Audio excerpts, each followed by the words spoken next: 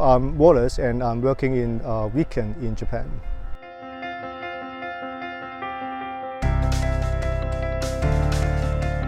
My research focus is mainly on gene regulation by the non-coding element in the genome, so which include the non-coding RNA, enhancer or enhancer RNA. So recently I have a couple of studies that may bring some interesting ideas to the field. One of them, now we are doing long-read sequencing together combined with CapTrap so that we can identify many lawful RNA, including enhancer RNA.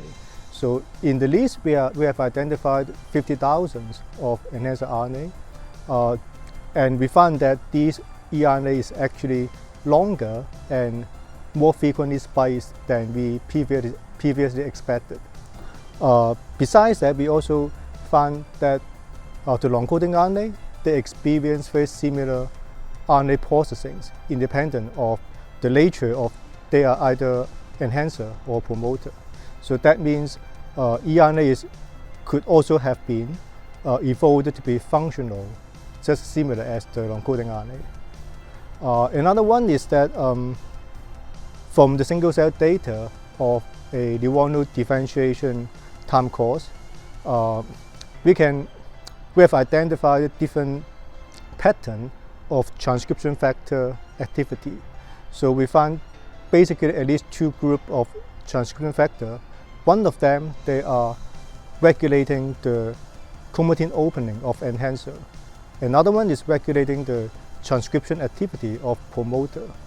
So it is actually very beautiful that we can see the change of the regulation when the transcription factor come up to regulate the very cell type specific enhancer, and this enhancer together with another group of TF to regulate the expression of the promoter to transcribe the corresponding genes. RNA is definitely a very important regulator for chromatin.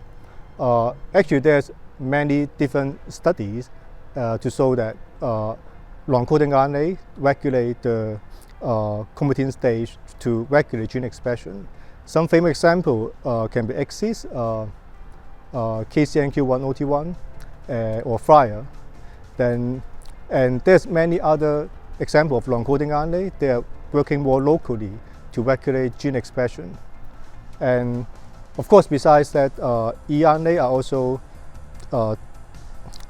also shown to be functional in a way that it can bring the connection between enhancer and promoter to maintain this kind of enhancer promoter regulation.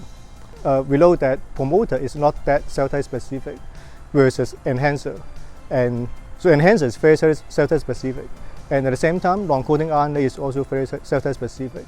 So along the, for example, differentiation or the change of the cell phage, this kind of factor, which is very cell type specific, will take a very important role in regulating the change of the promoter expression. I'm actually using multiple technologies that include, for example, single cell, long-read sequencing, Hi-C, which means DNA-DNA interaction, cut-and-tag, that means protein-DNA interaction, and also CRISPR-I screening to see after lockdown which promoter and enhancer are important for the cellular phenotype.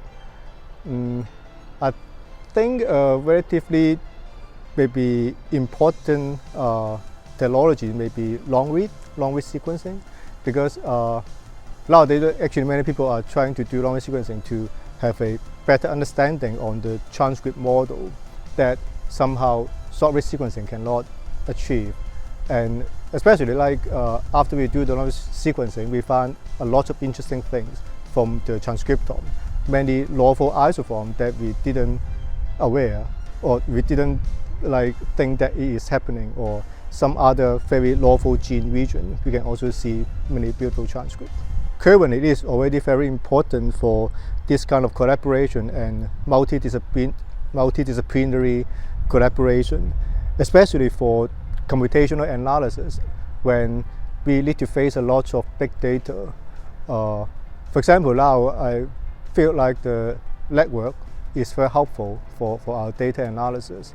And of course, something more traditional is how to link the biochemistry from the lab that the people they are developing pipeline or developing protocol, and that they can understand the biology behind that what we exactly want, and then how the seed can bring it further to the bioinfo people that they can do the analysis like in the same line.